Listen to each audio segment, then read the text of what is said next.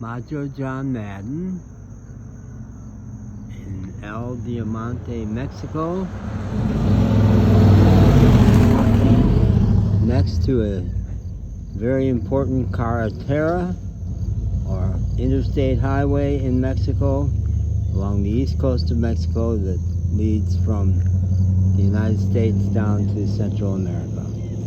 And I started with beautiful, peaceful image of the full moon outside of the O'Reilly restaurant, which is a very important place to me, and the Diamante Hotel. And I want to do a talk about absolutes and the incredibly destructive power of absolute values. And here I am. You folks on the religious right, if you're going to come for me, this is what I look like, but I'm going to be hard to find in Mexico. This is going to make me no friends on the religious right because the subtitle is, What's Wrong with the Ten Commandments? Ten Commandments are all absolutes. They're a terrible way to try to run a human life. Human life is meant to be made up of dialectics. Brene Brown, who I call the wise woman for our age, a dialectic I've gotten from her that really does run my life is the dialectic between open heart and solid boundaries. Open heart, love, openness, vulnerability, solid boundaries, the capacity to say no, to stop people and things, to get in the way, to take to the streets when George Floyd is killed.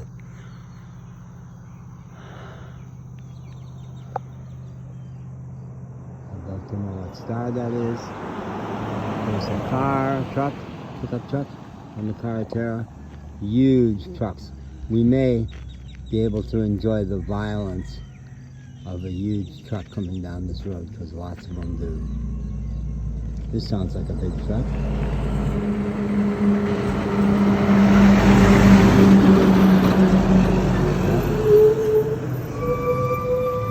It's a lot harder in some ways. It's more subtle to run your life by having to listen to the voice for God as it coaches you about, is this a moment for solid boundaries or is this a moment for opening your heart?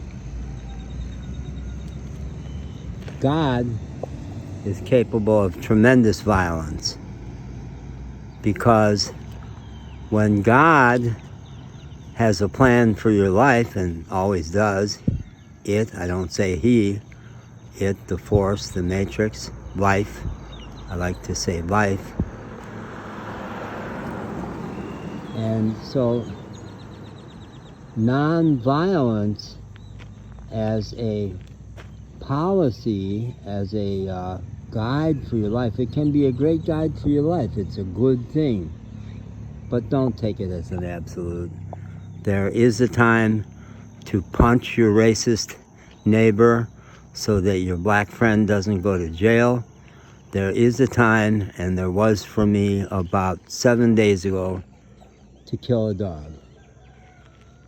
Violent, very violent killer dog that was coming down here and attacking our dogs. And I knew that the message I was getting from God was, you're going to leave here in about a week. And these poor dogs are going to keep getting attacked by that dog who will not stop. Once he starts attacking, he will not stop. And no one else down here is going to kill that dog. He needs to be killed, and you need to do it. And I did it. This is very unusual behavior for me in general, and especially because I'm a passionate lover of dogs. I love this dog out here in the street. Jason, what a mighty dog he is. And he will get himself out of the way of this truck. He always does. Oh, he's just gonna chase it. He's gonna chase it.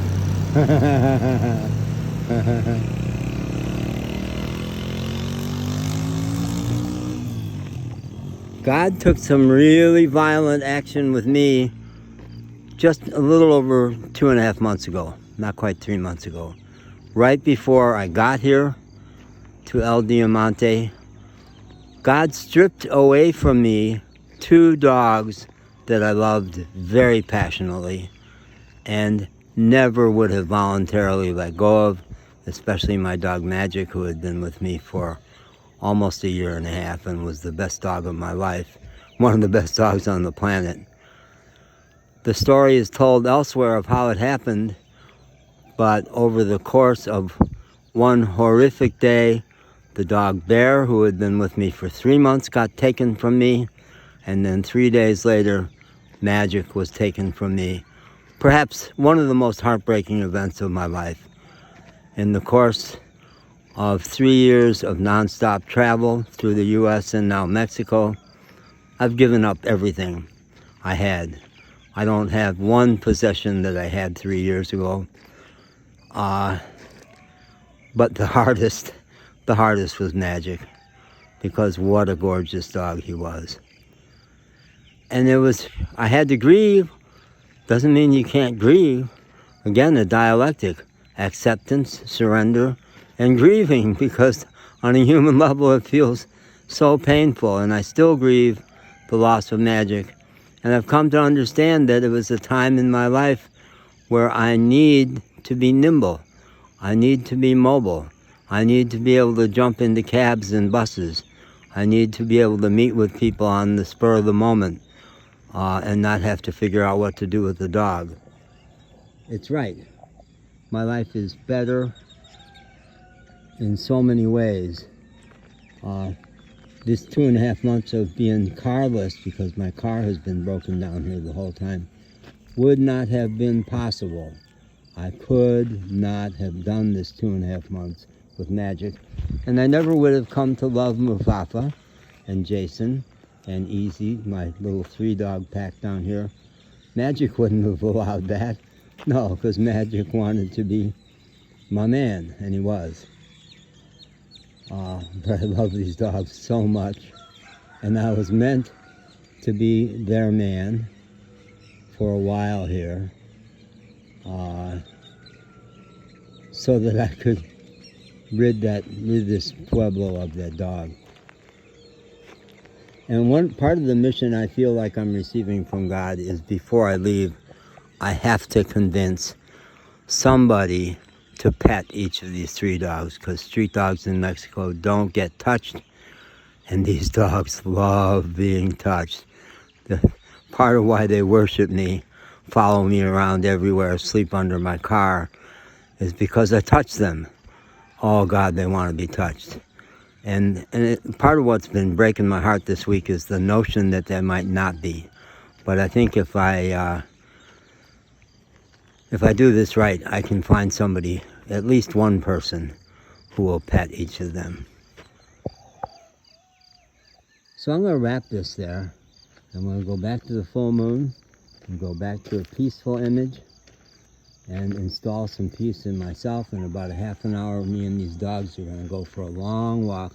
Nobody takes dogs for walks in this part of Mexico anyway, and they love that too.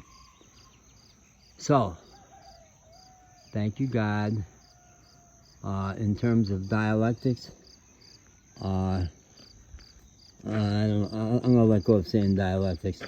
One of the things I love most about Mexico, and especially rural Mexico, is their love for God. Yesterday I was walking down the road with maybe a 50-ish lady who's the minister of a Pentecostal temple here. And we were talking about why I didn't like her church. And I immediately dropped my quibbles about why I didn't like the church and said to her, "Your love for God is so spectacular. Makes me so happy. It's so inspiring. The way people down here will, and when you ask people how they are, they'll say, muy bien, gracias a Dios. Thank you, God." They give credit to God and gratitude to God.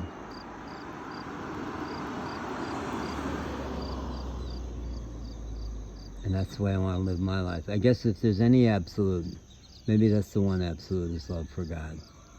Yeah.